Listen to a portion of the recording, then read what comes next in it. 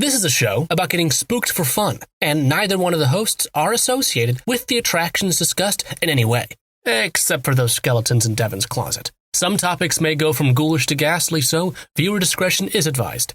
Welcome to the Great American Scream.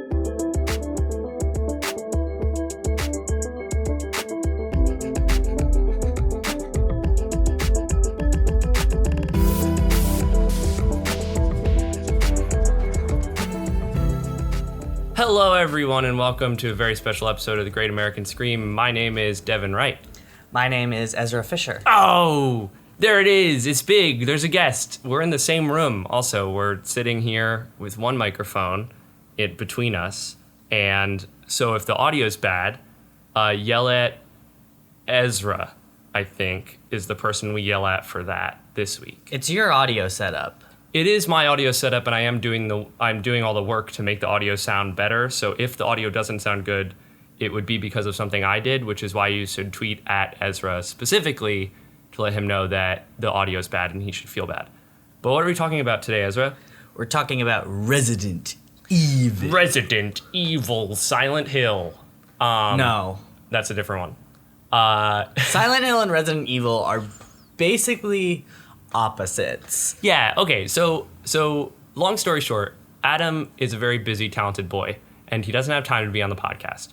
Ezra and I are also very talented, busy boys, which is why this episode is later than I wanted it to be, but we do have just a little bit of time, and since we live in the same place, we can get this done. We're going to do a quick and dirty rundown, all the Resident Evil games, only the main ones, because Jesus God, oh God, Jesus, are there so many spin-offs. So I have all the Resident Evils, all the stuff I found that I could remember about each one, / what I could find on Wikipedia. And anytime I mention a game that you know some stuff about, Ezra's just going to jump in and talk about the batshit crazy stuff that happens. And this is a cuss episode, I've just decided. I just decided this is a cussing episode. Lucas, turn it off. Listen, they cuss in the games, we can cuss on the pod. Cuss in the game, cuss in the pod. They say fuck a lot in the new games. But what is a freak in the streets is worth 2 in the bush? Yeah? Sure, we'll go with that one. A cuss in the pod is worth 5 stars at on your Apple local reviews. bodega. 5 pats of the head of a cat at the bodega. Okay, Resident Evil 1.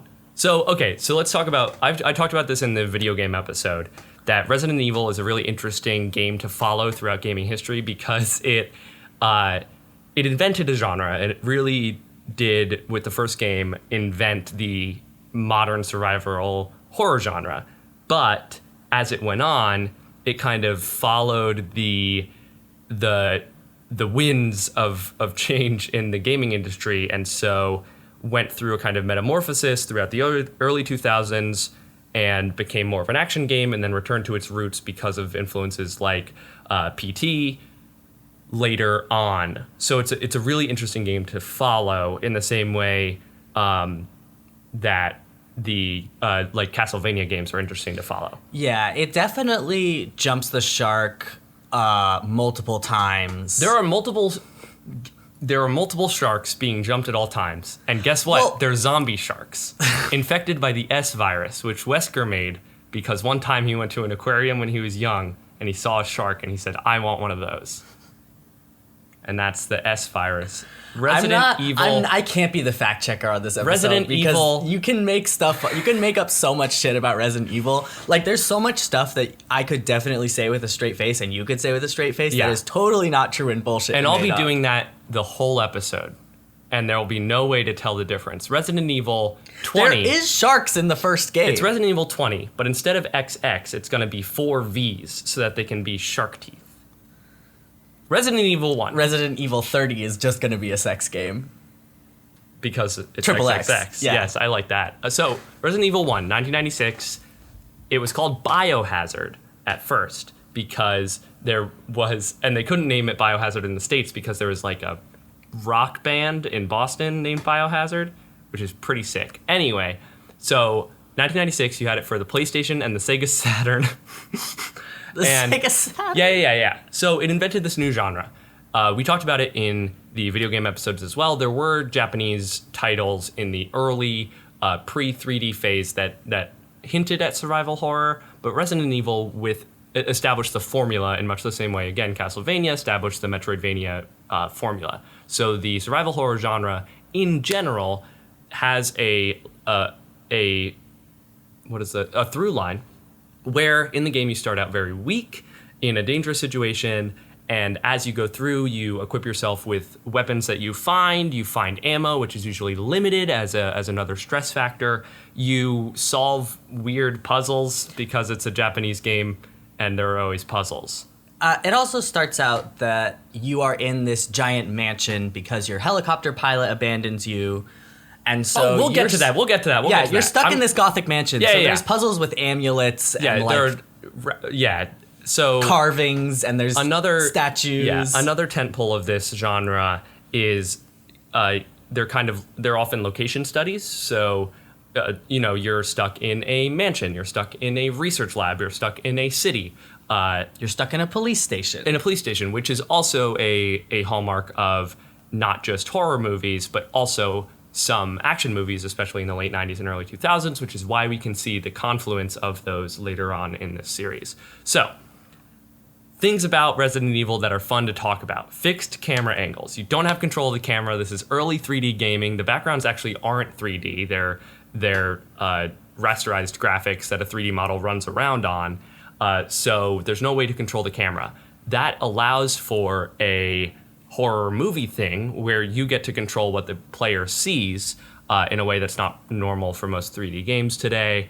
And so you can control the scares. Every time you open a door, there's like a cutscene of the door opening. It's the most terrifying thing ever. They can hide zombies behind corners. The other thing that adds to the scariness of fixed camera angles is there's tank controls, which means that you don't move in a 3D space the way we would think of today. Early on in 3D movement, there were a lot of different ways people tried to figure out how to move in 3D environments with just a stick. And this one was you can move forward and back, but there's no strafing. When you move the stick left, you turn left, and then you have to press forward to walk forward. Yeah, they're called tank controls. So your character, no matter which direction they're facing, if you pressed up, they will face forward. It doesn't matter if they're facing the camera or facing away from the camera. They will move forward, yeah. You are always, always, always fighting to try to understand tank controls. Right, which was not intended design-wise to enhance the horror of the game, but it did because it added a frustration that for a lot of people enhanced the stressfulness of the situation. Today, a lot of people would ding a game that did that because it was a way to artificially ratchet up frustration when we have better movement systems in games now. Yeah. There's also, this is a very small thing, but there is, with Resident Evil 1, I love speedruns of the Resident Evil games. I love speedruns of any horror game because it totally just pulls the rug out from all the horror. Everything. But there is this technique in Resident Evil 1 and several other Resident Evil games called stair skating, where if you are going up or down, they can kind of trick the game into going faster by locking them into a certain small piece of animation. So they just Yeah, and early 3D games are full of that kind of thing, so they're so much fun. A little bit about the story of Resident Evil 1. You're Chris Redfield or Jill Valentine. Sorry, you're cops. It sucks. Also, you get to pick your protagonist. This is also a very big thing that goes through the rest of the series, through a lot of the series, and also is pretty innovative because you have roots of this series in old, Famicom and early Atari games, which a lot of the time were then inspired by choose your own adventure or text adventure games.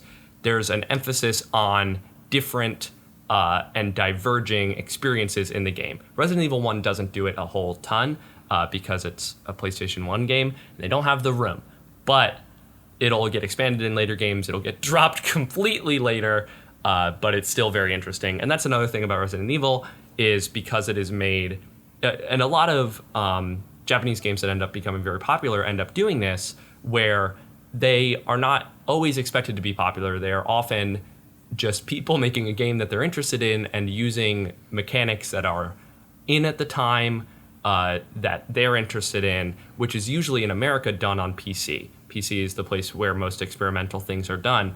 In Japan, they're done in mainstream popular culture games. So you have stuff like diverging storylines that they think don't work, and so they drop it in the next game. Or they bring in this third-person action thing in Resident Evil 4, and then they drop it. Or, they will add stuff, drop it, just as they go. So back to being cops. That sucks. We'll talk about it. You're Chris Redfield or Jill Valentine. Jill is obviously the better one. She has the lockpick, and she has more inventory slots. She's just better. Sorry about it. Chris Redfield, you're a great gay man, but you should just play as Jill. Anyway, you're in a helicopter. Your buddies died. No, your buddies were sent to go investigate a mystery because a bunch of people are being murdered in Raccoon City, which is the real name of the real place that you're in, that you're a police officer at. You're part of STARS, which is this special agency thing. You're in a helicopter going to find Alpha Team. You're a Bravo Team, or maybe the other way around. Your helicopter pilot gets super spooked when you land because you get attacked by zombie dogs.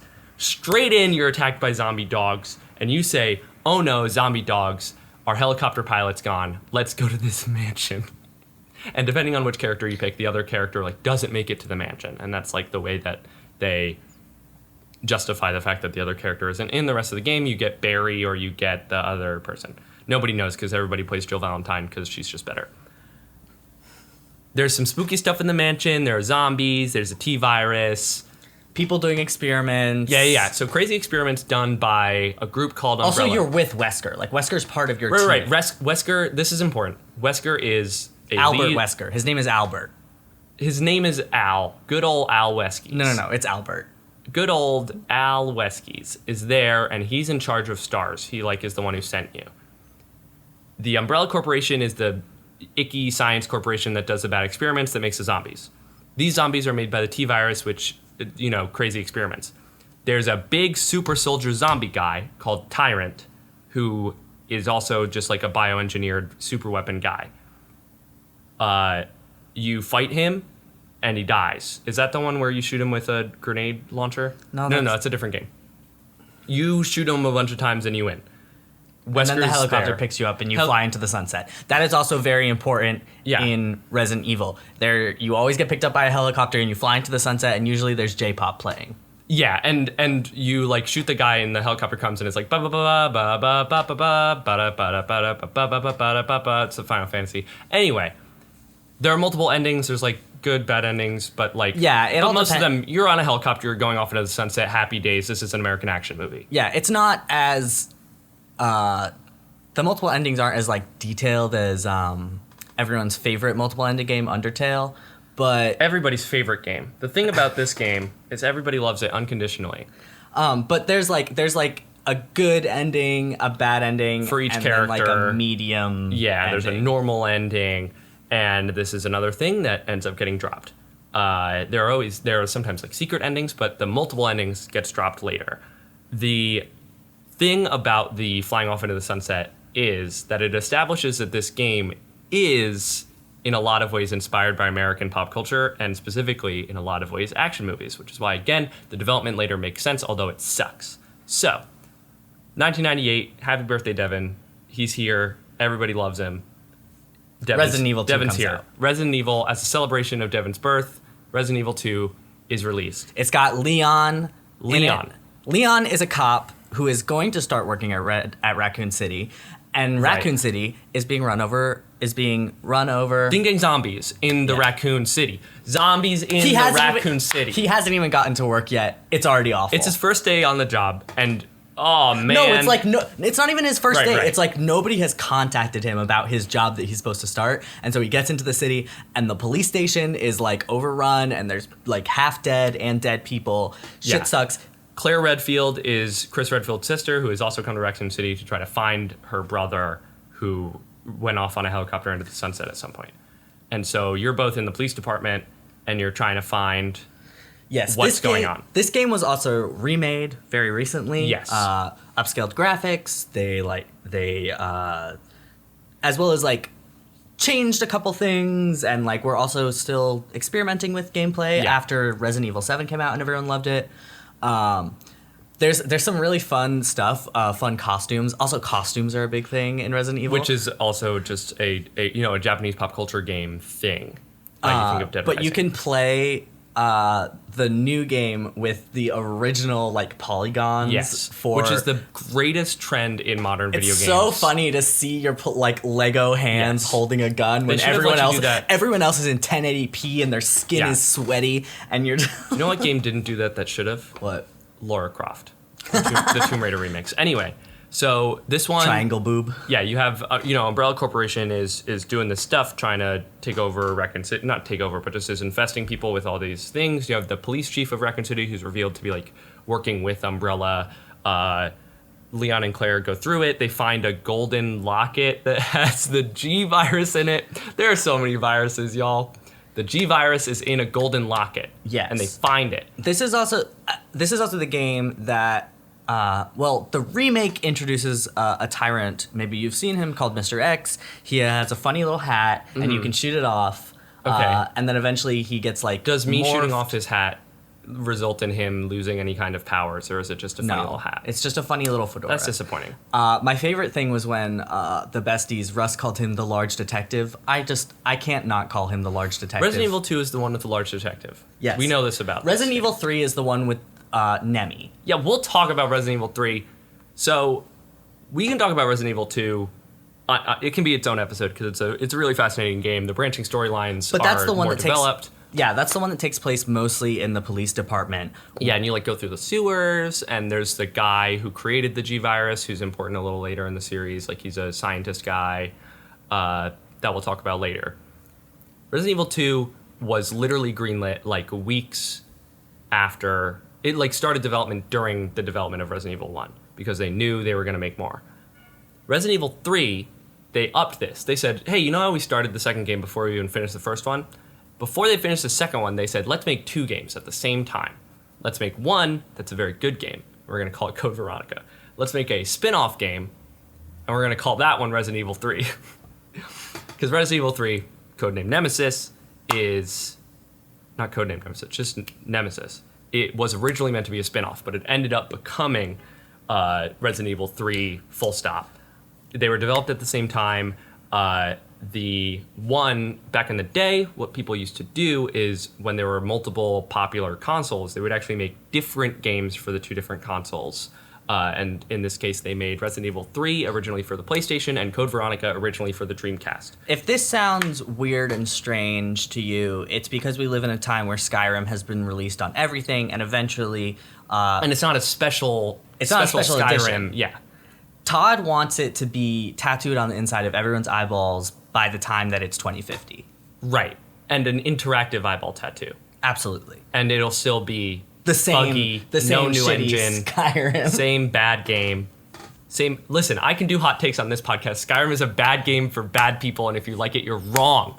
And you were probably just in 8th grade when it came out. Listen, I was too. Go back. It's not a good game. Y'all, if you... there's a difference between needing to mod Skyrim to make it a good game and needing to mod New Vegas.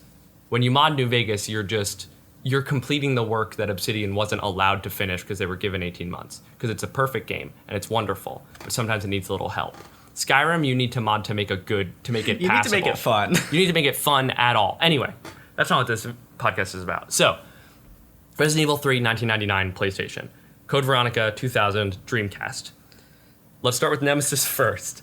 You're Jill Valentine again. Hell yeah. She's in Raccoon City. She's getting chased around by our good friend Nemi. Nemesis who's the can only... Pokemon that evolves into Solgaleo or Lunala, depending. Nemesis is, like Mr. X, a tyrant, and like the tyrant in the first game. Yeah. Except he has a big tentacle arm and also a rocket launcher. He's called a T-type because he's like a bioweapon specifically made from the T virus, which means that the other ones weren't, which confuses... that doesn't make any sense. But he is... he can only say stars. That's because he was created. You said this when we were prepping. He was like, oh, he's just a big guy who can only say stars. The reason he only says stars is because he was specifically created to hunt down the members of stars. Like Android 16, who should have been only able to say Goku. This big bioweapon boy, there's a T virus outbreak in Raccoon City. This is the one that takes... Resident Evil 3 actually takes place during Resident Evil 2. 2, yes, but you're Jill. Yes. Because so in Resident Evil 2, we were looking for Chris. Chris was absent. We didn't know where Chris was. But Chris is just in a cave training, getting bigger muscles. No. Chris, at the end of Resident Evil 1, I know this actually. The reason he goes off on a helicopter is because he's going to Paris to infiltrate the Umbrella base in Paris. Incredible. That's where he's going. This man can't speak French. Of course he can't speak French. He goes in and he goes to Wesker and he says, "Voulez-vous coucher avec moi?" No. Wesker would immediately be like, "That's Chris Redfield. I want him out of my town. Get him out." So we're in Raccoon City. We're fighting Nemesis. I don't want to install that. IO bit, go away. This is when we beat him with the big rocket launcher. Yes. Because one of the scientist guys gives you a big rocket launcher. Yes. And you shoot him. This is the game that This is really going started towards to action. lean into action. Yeah, this is like... There are much more scripted sections where you're running from Nemesis. You know how you can tell? Because at the end of this video game, Raccoon City gets hit by a nuclear warhead. Well, they have to kill all the ding-dang zombies. We have already seen that Chris Redfield, the world's most powerful gay man, can kill all the zombies. Just let him do it. But anyway, it gets nuked at the end of Resident Evil 3. I feel like there needs to be a spin-off novel about just like the political fallout from all of this bullshit. Who was president at this time? Well, I'll tell you. It's going to come up. You'd be surprised. So Code Veronica, you are the Redfield siblings, Claire and Chris, right after Resident Evil 2, but before the nuke at the end of Resident Evil 3. Claire, this is a lot. So Claire goes to Paris because Chris is there. He tries to find Chris. She gets captured, and they send her to a prison on a rock in the Southern Ocean. You know, as you do in a horror survival game. So, there's a rock in the Southern Ocean. Which ocean? The Southern Ocean. That's the one below the Indian Ocean. Okay. So, I think. Anyway. So, she's on a prison rock. It's Azkaban is there. She's there. Alcatraz. Alcazban is there. T-Virus on the island. Oh no, big zombies. She has to escape. Chris hears this in Paris, was smoking a cigarette, eating a baguette at Notre Dame, and says, "I gotta go find my sis." Goes to the rock. Welcome to the rock.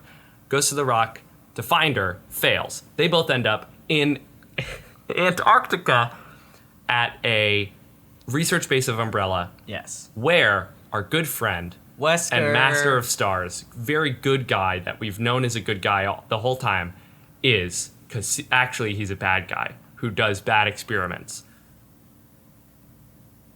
So Wesker's here now, and this is important. The introduction of Wesker as like a guy who shows up all the time and is dirty nasty is part of the evolution of Resident Evil to like a silly action over the top video game. It was always silly. Listen.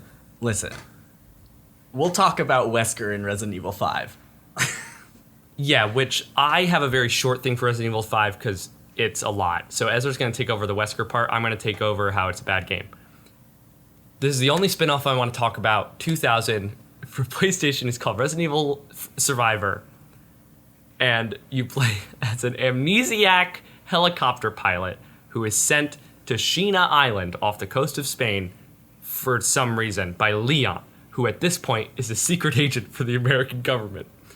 It's in first person and it's a light gun game where you aim the gun at the TV and you shoot the zombies. That's the only reason I wanted to mention it. There was another one called Resident Evil Survivor 2 Code Veronica. Guys, we can't keep doing this. 2002, Resident Evil First Remake, and Resident Evil 0, we get a prequel for the GameCube. You can play it on the GameCube now. You play as Bravo Team, which is the group that disappeared that made Resident Evil 1 happen. Wesker, in this one, is like revealed to have always been working for Umbrella, even as he made Stars, T-Virus, and also the guy who made the G-Virus, who put it in the locket, who's an important character. So this is when we get like Wesker and his boyfriend who made the G-Virus. Spencer? Is Spencer the guy who made the G-Virus? Yes. And so they part ways because they want to work on different bad zombie viruses. 2005, it's action game time, baby. This is, okay, Resident Evil 4 is an incredible game. It is...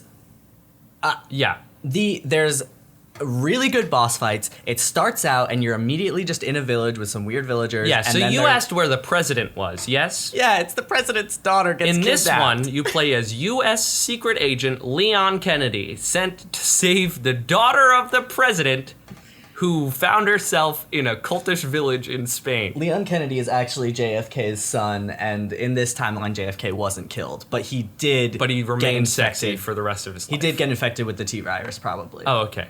John, where did the T virus come from? From the book depository? John F. Kennedy's nuts. Oh, okay. I was making anyway. In this one, the plague is called Las Plagas, which is bad. Las Plagas also shows up in Resident Evil 5. Well, that's the whole thing. So you have Las Plagas. The people working on it are working with Wesker, Umbrella stuff. Leon and Ashley, who is the president's daughter, escape on a jet ski from the island research base, which is the same research base we were in Resident Evil Survivor, Sheena Yes. Island. You also just need to assume that Umbrella has somehow surreptitiously built lab research bases in Everywhere. like every part single of the country. every single part of the world, and they are constantly making evil things for the sake of turning people into zombies and bioweapons. But they also fall very easily and become Neo Umbrella, which is a whole other thing. We'll talk about it. So this one has the best action movie shot because it's literally Ashley and Leon on a jet ski riding away from a research base as it explodes in the sunset. Absolutely sick. We love this. 2009 Resident Evil 5. I'm going to take the Resident Evil 5 first part to talk about the very, very, very bad things about this game, talk a little bit about the fun things, and then you can talk about Wesker. Well, we just need the first thing always up front whenever you talk about Resident Evil 5 is it's a bad game and it's super racist. It's incredible. The reason it's a bad game is because it's incredibly racist. Chris Redfield goes to Africa to take out a guy who's selling a bioweapon on the black market. They are tracing the person who has like created Las Plagas from Resident Evil 4. Right. When you get there, the people there are infected with Las Plagas, which they refer to as a racist, the people in Africa are characterized as incredibly racist, animist stereotypes of sub-Saharan African people. It's super shitty. They all have Las Plagas. The solution to this problem is that you, Chris Redfield, Just an kill American 'em. agent, just kill all of them. It sucks. Then you go into a cave and find the cave flower that they use to make the viruses. It's a special flower that only blooms in the caves. And they find tents Just and they're like, make what it was a regular virus. Why like- does it need to be a flower? They're like, what was Umbrella doing here? It's like, what do you think? Yeah. There's a new virus. It's called Ouroboros. I don't know why they went around. Wesker has this like partner who is head of like a different bio research company, which is revealed to like just also be Umbrella, basically. Everything is Umbrella. Her name is Excella. There's a lot of like, Which is also the name of the new Amtrak service that I'm running from Cincinnati to Pittsburgh. but all of the viruses in Resident Evil 5 are all like black leech-like wormy things, which is new. Yeah. Which will kind of come back. But there's also this undercurrent of this idea about like, oh, this virus is evolution and it selects human beings. Right. So Wesker's whole thing is that he wants to release Ouroboros so that it'll like cull the population and only the strongest will survive. Hey, not good that you're doing this at the end of a video game where you have shown that every single African person who ever gets the virus is not good enough. Probably not good. Probably not good. I don't know why they went away from naming a virus blank virus with a letter. It was way cooler. Ouroboros is a stupid name for a virus, especially a virus that's supposed to elicit natural selection. Why would a snake eating its own tail make any sense for that? Anyway, Jill is in this video game as a brainwashed guy in a hood. Yeah. Like it's an early 2000s episode of Teen Titans. Yes. We also forgot to mention Ada Wong, who shows up in Resident Evil 3 6. and 4. Yeah, and She's a character in her own right. but like in 6 she's a very important character, but she's always been like a research person in these. But she like works for the FBI. Yeah.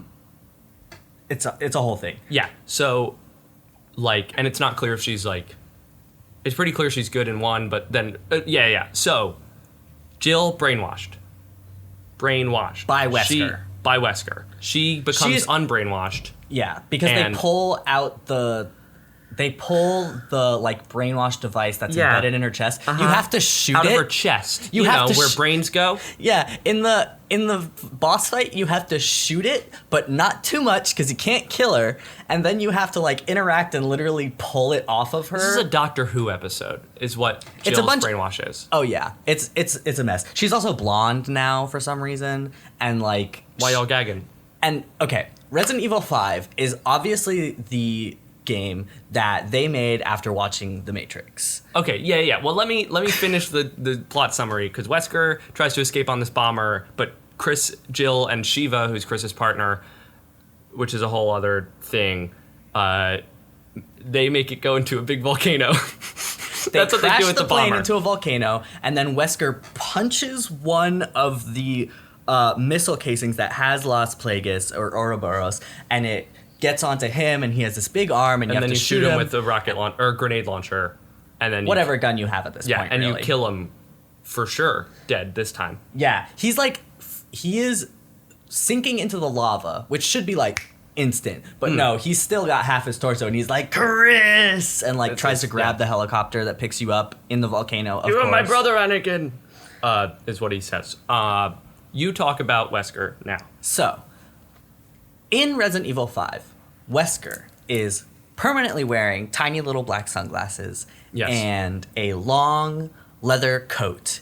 And he moves extremely fast because he has like made himself evolve with the virus.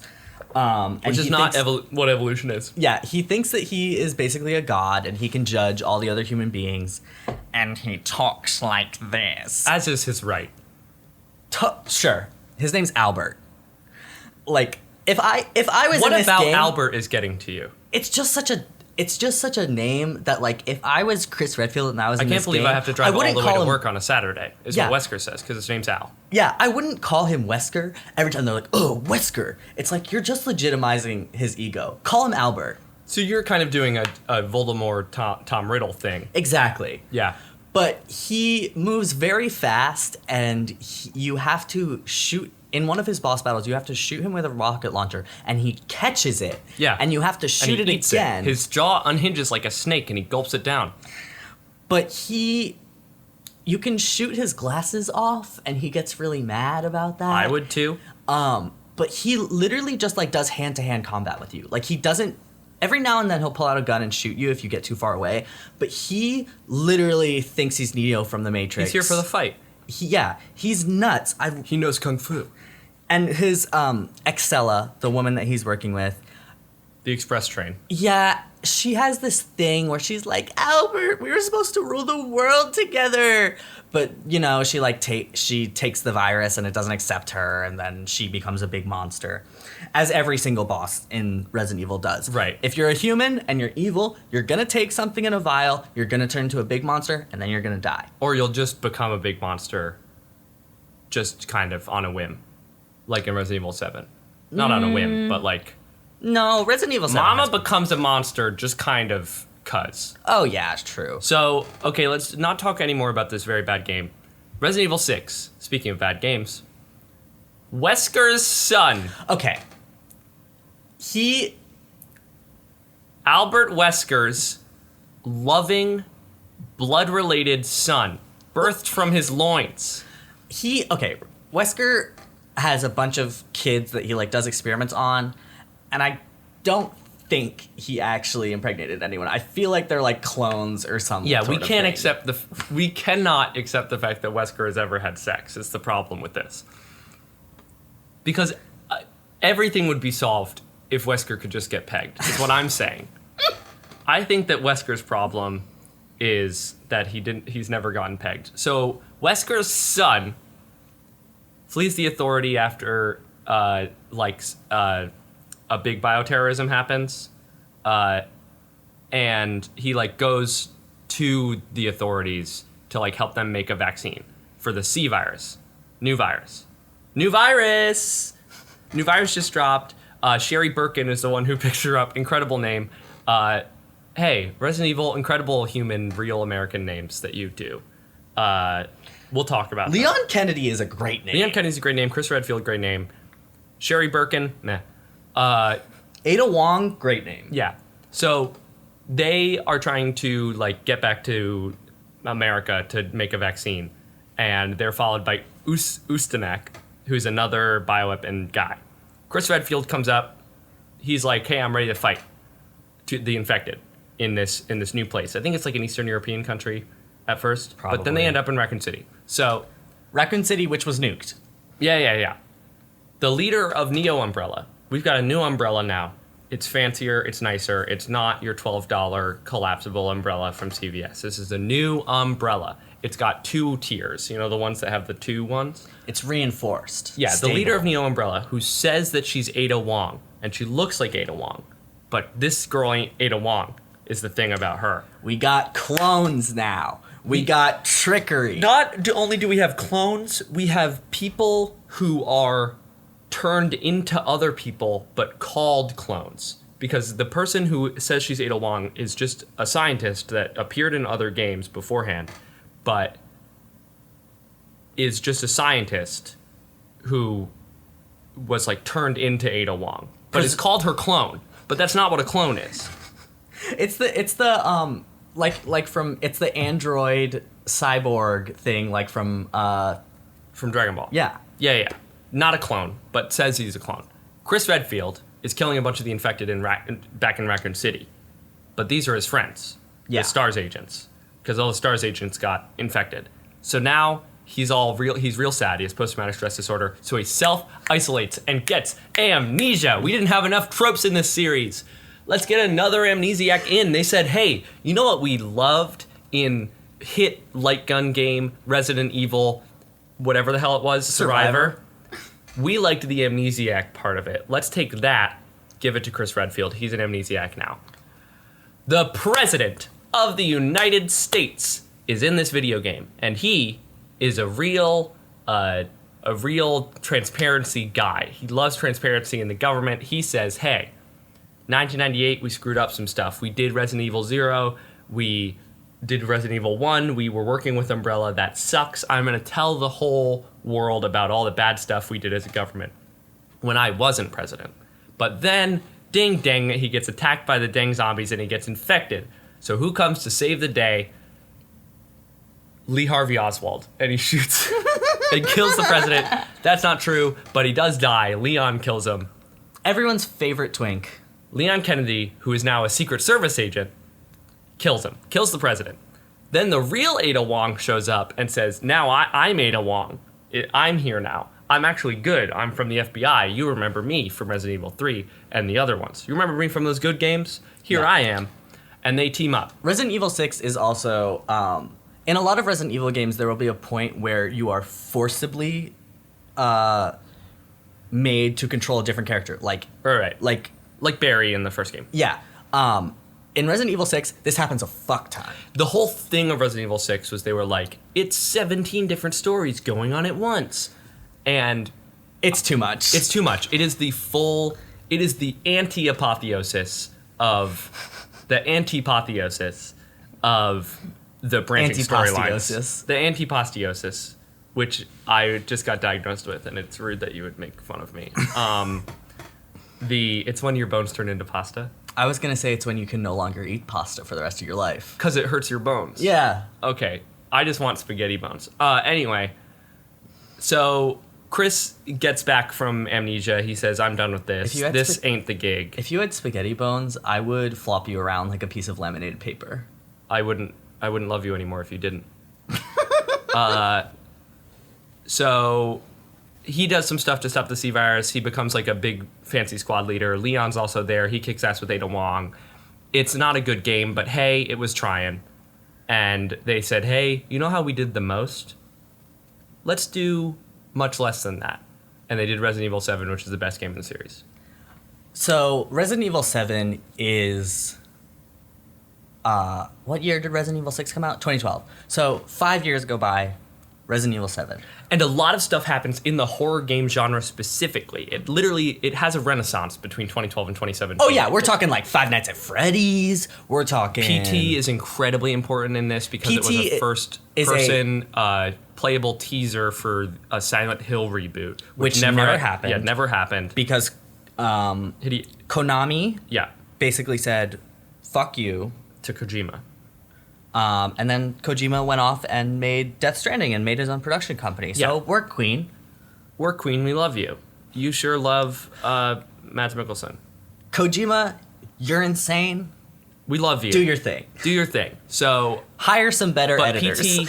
PT changed the world of horror video games forever. It's extremely small. You are just in It's a very few hallways immersive. in It's a house. very subtle, and it gets crazier and crazier as Japanese horror games are wont to do. You also have games like Outlast and Amnesia: The Dark Descent, which also change the way immersive horror games are played. And so in Like in Amnesia, if you're not familiar with the games, you cannot fight back. Outlast is also the same way, You absolutely have to run and hide from things. which harkens back to the starting point of survival horror games, where you were weak, unequipped, and had to run and hide. Those games say, hey, what if that's the entire game? And it's fascinating, and they're very good games, and you should play them. Outlast is an okay game. Outlast is a great game. Outlast 2 sucks ass. Outlast 2 is an incredible game. Go watch the Scary Game Squad play it. It's great. So Resident Evil 7 is a full 20-hour retrospective of the entire game and how they lost their way. If this was movies, Resident Evil 7 would be an anthology series called Here's How I Fucked Up. And it would go through all the movies and why they were good. It goes through. It would be like squishing together all the Jurassic Parks. But good. Yeah, Yeah. but like a retrospective that goes through and is like, goes back through all the Jurassic Parks and is like, okay, we're gonna redo all the shitty ones, but Yeah. mostly keep like all the good stuff. Yeah, so Resident Evil 7 starts, you're in one wing of a house. Well, of a okay. scary, spooky house. Oh, wait. It's important. Story. You are... Your name is Ethan Your name is Ethan... What's your last name? Winters. Winters. I was going to say Hunt, but I think that's from... It is an entirely new cast of characters. Right. For most of it. Well, for most of it. Well, so you are an American. Your wife has gone missing. Right. Because She went to a bayou in Louisiana. You don't know that at first. You do know that she's in Louisiana. You find out that literally it's been go there. it's been 3 years. You get a message from her saying, "I'm in Louisiana. Come get your girl. Come here." And it starts out with just literally an exposition monologue of him on the phone with some random character we never hear from again. Yeah, that's bad It's funny. storytelling, whatever. When you start playing the video game, you are walking down this very accurate southern driveway with weeping willows and everything. You're freaked out by like a dead deer. You're freaked out by like mosquitoes. You go into this spooky house. It is very baseline, returning to basics. It's also first person, which is very important. Up until now, most of the games, all of the games have been Other than Resident Evil Survivor for the PlayStation 1. all of the games have been third person, Yeah. over the shoulder. You can see your character, you can see where they are in the environment. All of a sudden, you are now in first person, which makes everything more claustrophobic by default.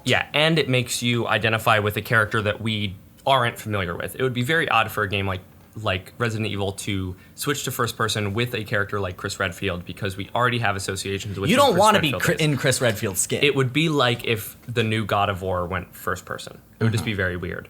So it's a very smart move that they do a whole new cast. So now we're basically in a small version of Resident Evil 1. You are in a mansion being followed by something, which is then revealed to be spooky father. Well, so you find Mia, Your wife. downstairs, and she's like, you shouldn't be here. There's something inside me. Let's get out of here. You go upstairs, she stabs you in the hand with a screwdriver because she gets scary black eyes and is a scary lady. Mm-hmm. We can't go through every single thing of Resident Evil 7. Absolutely not. But the main thing is there's a southern family who is a cast of very large personalities who have become infected by something Right. that has made them cannibals. And it is revealed throughout the game that it is a new virus made by Umbrella, brought to Louisiana by a big boat that crashed into the coast. It was an accident. Yes.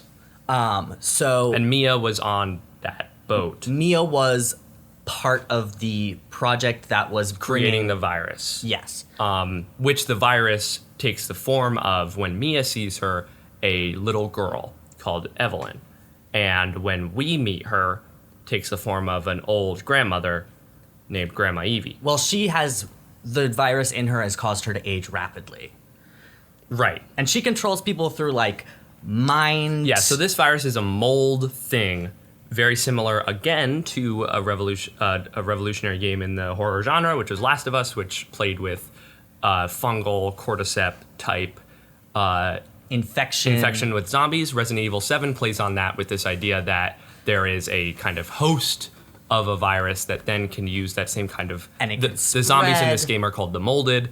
Like, this is a kind of mold fungal thing that allows for almost a flood-like control of different biomasses. It's a very good game. There's incredible boss fights. Like, you go through these different areas. There's in an the old first house. 20 minutes, you fight the dad who has a the car. best line. Well, I'll get there.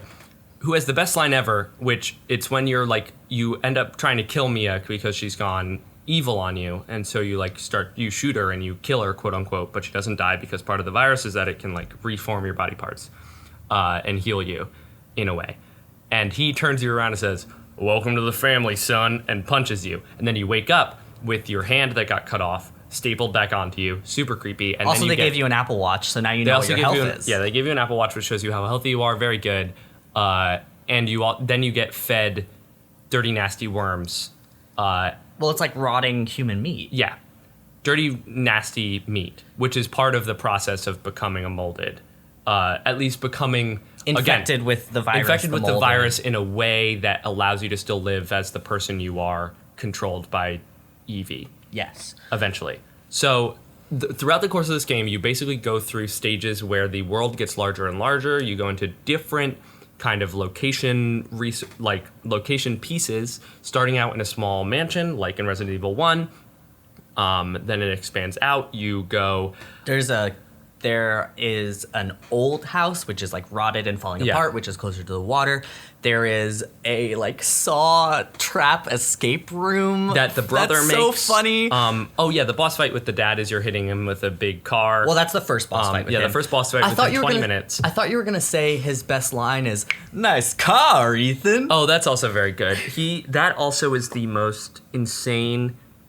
That's when I really was like, holy crap, this game is so insane, just batshit crazy, is when you are running away from the dad and you see the cop again who you like had touched base with and said like, hey, meet me at the garage, we're gonna go run away. And he comes and gets you, and then his head gets cut in half by a shovel. You literally see the top half of his head fall off. It is so insane, and then you hit the dad with the car a bunch of times and kill him, quote unquote, but then he comes back and he runs at you with a chainsaw, and you use big human punching bags to kill him. And even that doesn't kill him. You have to fight him another time. So throughout this game, you go basically through different locations, at the end of which you fight one of the members of the family. And so you fight each member of the family, you kill them or you rid them of the virus is the idea. The brother is actually not infected with the virus. In the same way, at least, we find out that he is actually working with Umbrella. There's a secret underground laboratory near the house. Near the house, of course. We're gonna go find like what this virus was.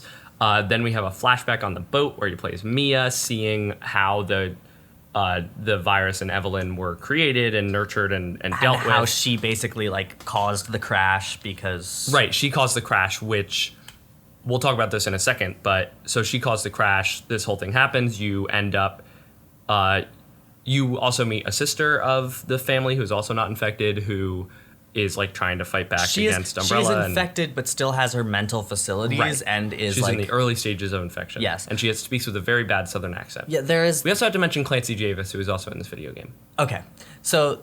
There are several parts of this game where you find a VHS and you watch it, but by watching the VHS, you take control of the person in the VHS who is filming. Yeah. One time it's Mia, And one time it is Clancy Javis, who is with two other men who are filming a...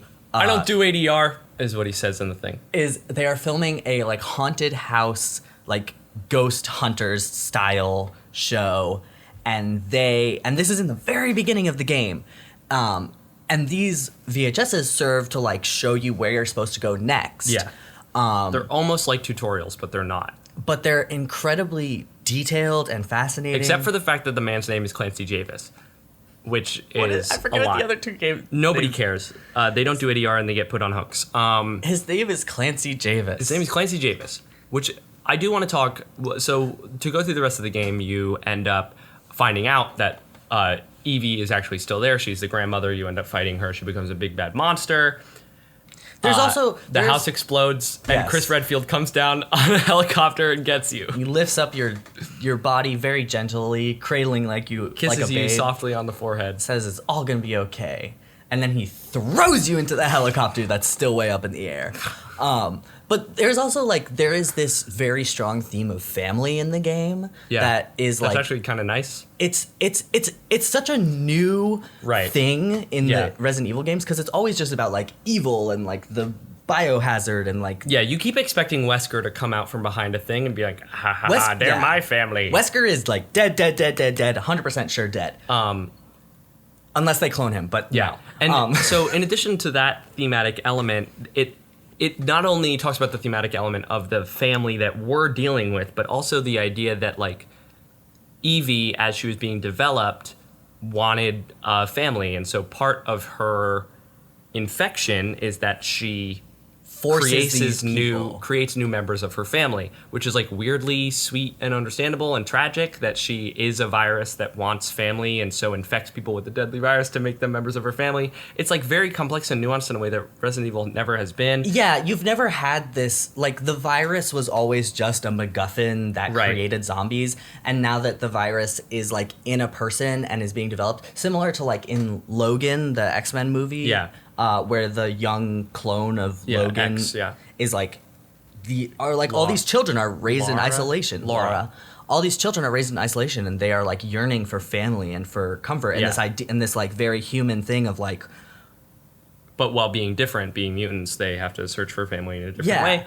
And Evie is like at one point she was just a kid and like never got to experience having a family and like wants Mia and the other original caretaker of her when they were on the boat to like be her like mommy and daddy. Yeah. And so it is very scary, but it adds that, like you said, this element of like tragedy actual and melancholy. And the other thing is the juxtaposition of naming a character Clancy Javis. So clearly there are some parts of this team that do not understand the setting in the full nuanced way that they are setting this thing in, which is, rural Louisiana, southern United States, juxtaposed with the incredible, like, storytelling going on, both with something like a ghost hunter show going into this house. What an incredible moment to have. What a really clear understanding of a cultural moment in the United States.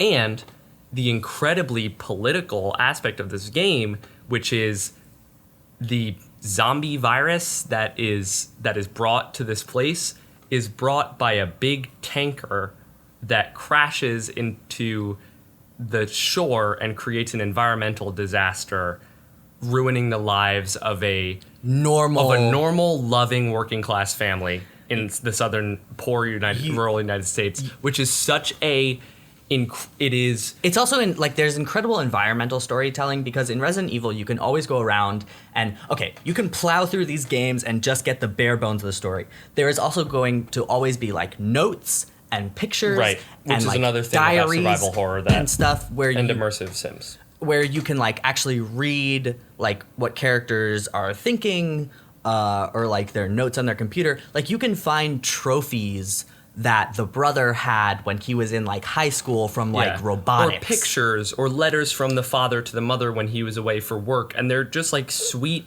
people who like didn't who were just normal people, and there's also like things that you can pick up and interact with that like have no purpose. Like you can pick up a football helmet and like examine it in the way that you could examine like any key item, but there's like no purpose for it except to show you that like, oh, this family that I now have to like fight and are actively like hunting me and want to hurt me were just normal humans. Yeah, it's so bizarre, and I don't know if it was intentional, but I could write a thesis paper about how the overarching story of this game is kind of both a metaphor for how capitalistic exploitation of nature results in ruining the lives of specifically working class people, but there's also an element of this that is an allegory for like the infectious nature of right-wing nationalism or fascism, that like the power of a kind of a destructive force, this force that crashed into the coast of Louisiana, convincing the people that it's hurting and infecting that it's actually good and actually the exact thing that these people need in this moment, and that being molded is actually a good thing. And it's such a complex story that I don't think was intentional, but is unintentionally fascinating and incredible. It's so good. Hey, talk about the big lady in Resident Evil 8. Okay, Resident Evil 8 is a continuation of Resident Evil 7 in some senses. Yeah. You are still Ethan Winters. It's still first person. You have successfully, if you chose the correct option in Resident Evil 7, you have successfully rid yourself and Mia, wink wink, of the virus that was Evelyn. You have moved to Eastern Europe because Chris Redfield told you to, as one does. I think to the same place that Resident Evil 3 takes place. Wherever they were, wherever Wesker's son was. So, you're having dinner in your house with your child. It opens with this beautiful, like, dark fairy tale that's like almost paper mache looking. And it's a story being read to your daughter, Rose. And then Chris Redfield kicks down your door and shoots Mia a bunch. And then you wake up after the armored van has crashed. Let's be clear, Mia's dead at the beginning of this video game. And you go to this village in the mountains that you find because there's nothing around. And it is similar to 3 and 4. It is much more action oriented. The story gets even more batshit than Resident Evil 7. It is a very good game. There are some things about it that are stupid. There is an interesting cast of characters that draws from folklore and mythology of Eastern Europe. The giant lady is named Lady Dimitrescu. There's all these like interesting red herrings where they make you think that it's werewolves, but it's actually just another type of mold infection. Yeah. They make you think, which also kind of harkens back to Resident Evil 1, where the first things you encountered were those zombie dogs, and so it's kind of like, oh, is this going to be a zombie dog game, and it's just a zombie human game? Yeah. There's also so many iconic enemies in Resident Evil that do not show up in 7 and 8, like lickers, which are skinless, cannot see, but they hear, and they have big long tongues, and they're like on all fours, but they're really buff. They're freaky. But you are going through this village, you're trying to find your daughter. And it's that same kind of thing as Resident Evil 7, where you have a kind of location at the end of which is a member of this kind of gang of villains, quote unquote. But like another weird. It's literally family. like Sly Cooper. Like you go into an area and you know at the end of that you're gonna have a boss that's like one of the Sinister Six or whatever. Yeah, this Resident Evil 8 is less narratively interesting to me. It just seems less narratively tight. Yes.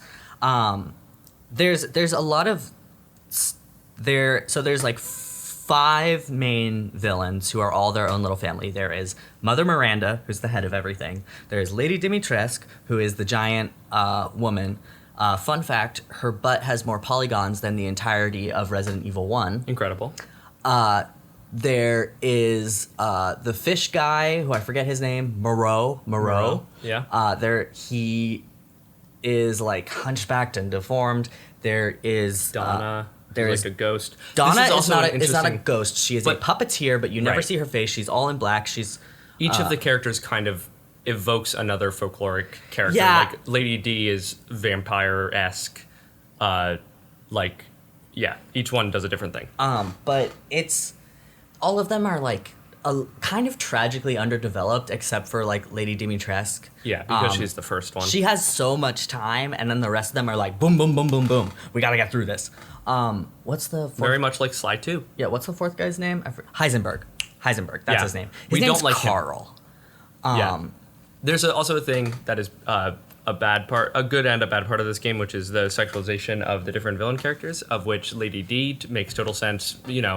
Cash that check. Lady D, we all love you. But the problem comes with the fact that Heisenberg is, in addition to being kind of a stand-in for Magneto, is that's the folklore character. He also is- has a line that's like, the strong will destroy the weak. That's the way of the world, which is similar to Wesker's idea of like human evolution. Yeah, and his his- character design is inspired specifically by a Nazi scientist. Like, he is meant to evoke the evil power of fascism and specifically Nazism, not just in Germany but in Eastern Europe.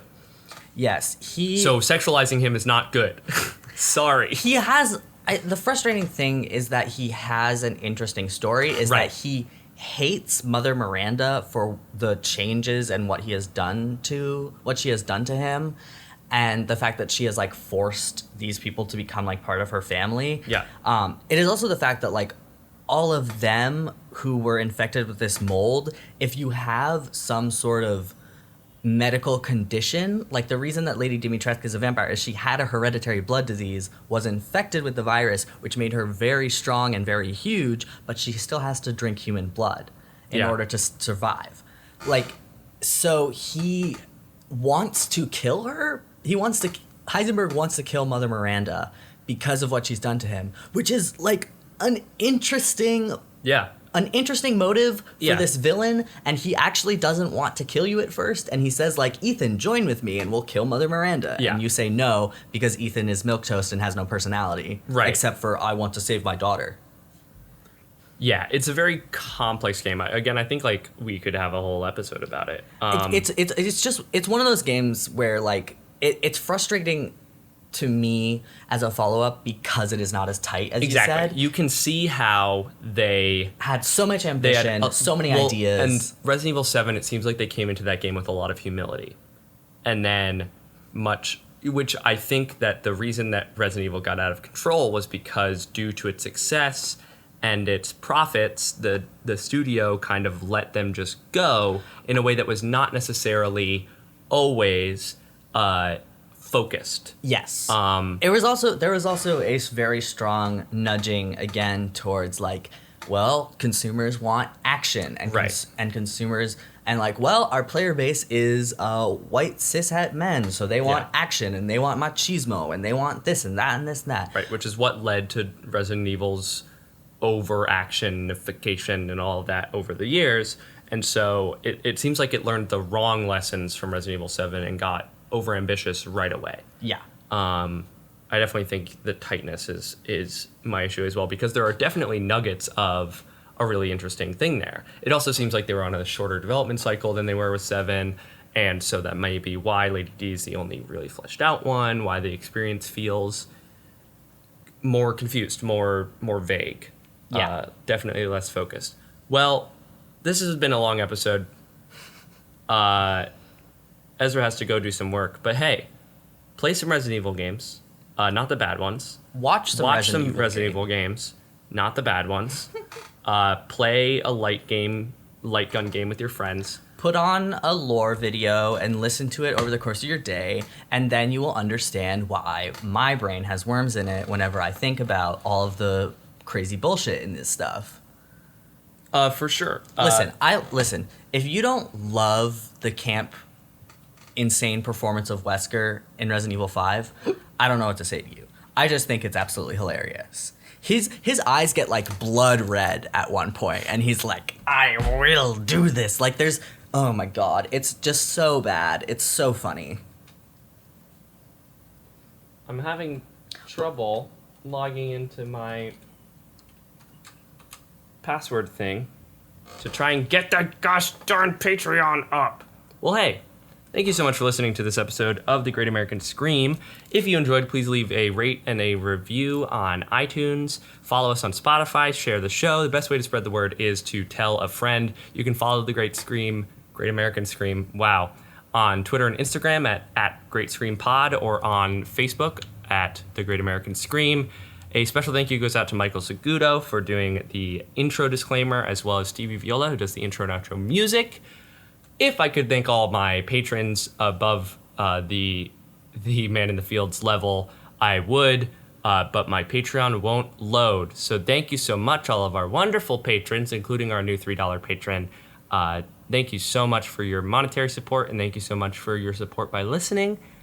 I have been Devin Wright. I have been Ezra Fisher. And hopefully you have been spooked.